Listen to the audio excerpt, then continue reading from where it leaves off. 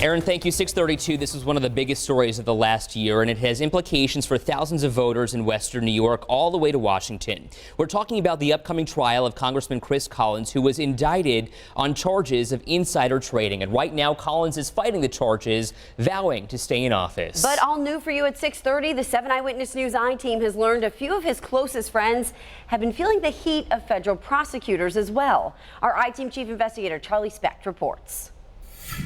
We don't allow a search and seizure without, as we know, without probable cause and without a judge agreeing. Retired State Supreme Court Justice Penny Wolfgang says it's a big deal when federal agents get a search warrant to enter someone's home. They have to get proof to the judge before the judge will sign the warrant that they have probable cause to believe on these cell phones that there is information that is going to be relevant to these charges. It's no surprise that the feds last year were targeting Congressman Chris Collins, who they later indicted on charges of insider trading. But the 7 Eyewitness News I-team has learned that federal agents last summer executed a pre-dawn search warrant at the home of a major Buffalo developer and a major campaign contributor to Congressman Collins. Jerry Buchheit is one of Collins' campaign donors and is building a luxury skyscraper on Buffalo's Outer Harbor. But his involvement in the insider trading investigation has stayed quiet until now, as has that of Chris Graham, president of an electric company that is part owned by Collins. Both men were photographed on the White House lawn with Collins, President Trump, and the First Lady on the same day in 2017 when Collins learned of the failed drug trial for innate immunotherapeutics, the Australian biotech firm he championed.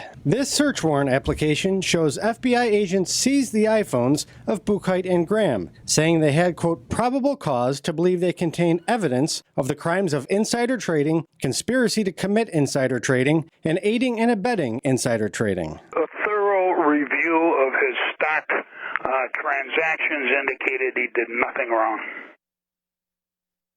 Now, we did reach out to Graham and to Congressman Collins and asked them to sit down with us for interviews for this story. They either declined or did not respond to our requests for comment. But tonight at 11, you can see exactly what was in those search warrants that caught prosecutors' attention and what impact it may have on the Collins trial. You mentioned, Charlie, the day that Congressman Chris Collins learned, I suppose, for lack of a better term, about the innate failure. And we asked him about that day because there's pictures of him on the phone with someone. This is what he had to say. We see you on the phone at the White House when you're accused of calling your son, alerting him to the negative results of this study. What was your conversation with him? I'm not going to get into my law to the charges against me. Well, don't you think that you at least owe an explanation to Western New Yorkers? I will discuss, my day in court will be coming. I am not going to discuss the case or try the case in the public. I'm not going to do it.